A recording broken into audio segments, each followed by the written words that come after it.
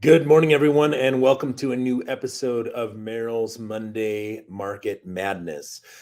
Today's episode, we are going to be looking at whether or not the sky is falling. There's a lot of concern over the real estate market and what is going on with inventory and interest rates and home values, and hopefully giving you a glimpse at what's happening right now, and B, if this trend continues, what do we expect will happen in the future? So as always, I'm going to start with some key metrics. So right now, active on the market, we have 8,020 active listings in our MLS that covers the entire Phoenix metro area extended, even Casa Grande and Eloy and Wickenburg and pretty extended area around the Phoenix metro area. There are 11,020 listings pending, so still significantly more pendings than there are actives. 8,580 homes that have sold in the past 30 days, which gives us a month supply of inventory number of 0.93, which is the highest we have seen in a couple of years. So the month supply of inventory number is climbing pretty rapidly. But keep in mind, we've always said, if you've watched any of my previous episodes, I've always said to reach a balanced market, we need a month supply of inventory of probably about 4 or 5 months. So 0.93 is certainly higher than we've been at. We've, over the past couple of years, I would say we've averaged about 0.5. So without a doubt, it is climbing, and it's climbing pretty rapidly. But it is still very far away from achieving a balanced market. And you're going to see those numbers. You're going to see what I mean when I talk to you about average sales prices in just a minute. Now, so again, 8,020 active listings on the market right now. Last Monday, just 1 week ago, there were 7,101. So just in the past week, about 900-ish homes have been, more homes have been listed than what have gone under contract. So homes are being listed at a significantly faster pace right now than they are selling. If you go back the Monday before that, there were only 6,600. The Monday before that, there were only 6,100. The Monday before that, which was April 18th, 5 weeks ago, there were 5,566 active listings. So that is an increase in just 5 weeks.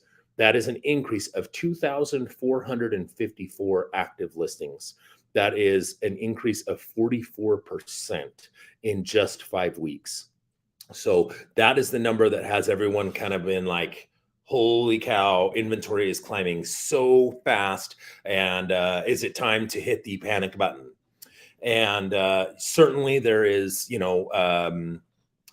it's not going, if you own a home and you want the value to continue to go up, it's not going in the direction that we would want for us to continue to see an increase of 25% in value a year, right?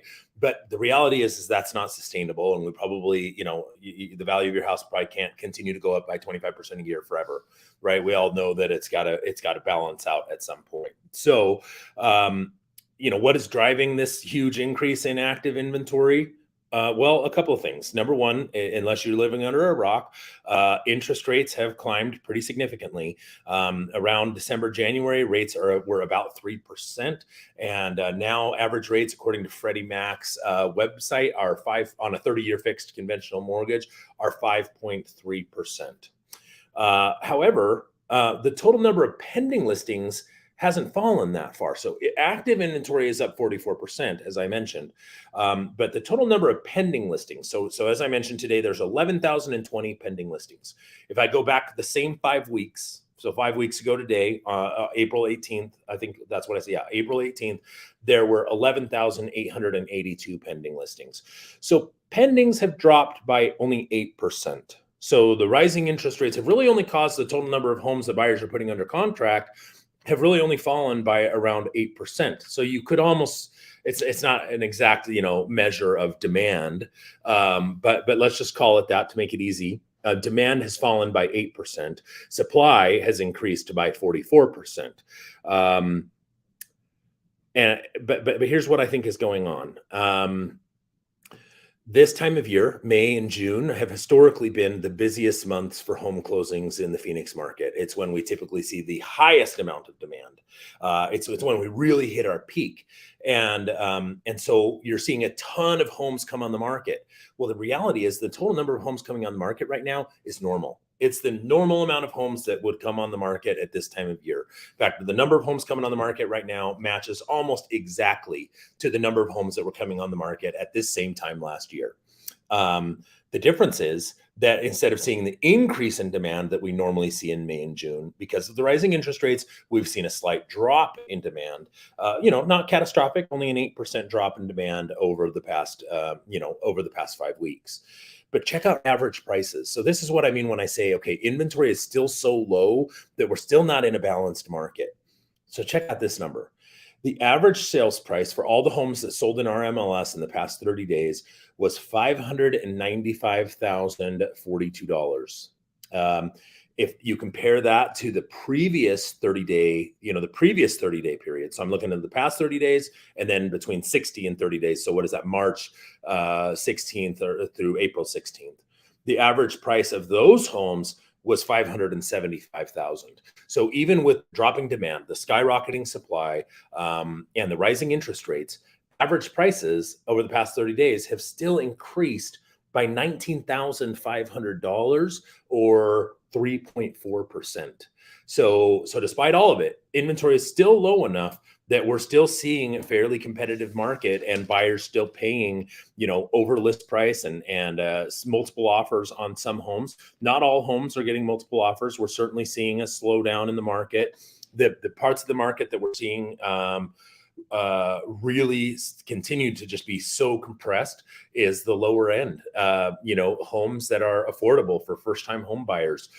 Lower end is hard to define. It depends on what market you're in, right? If you're in Scottsdale, right, lower end is maybe $600,000, right? But if you're in somewhere, I don't know, Coolidge, then 600,000 would not be lower end, right? So we're just talking low end for your area, right? If you're on the lower end of home prices in that area, most likely the home values will continue. Your value is still very competitive, and depending on the condition of your house and all that, you could still have multiple offers and still exceeding your expectations on what the home could sell for. So, in conclusion, right?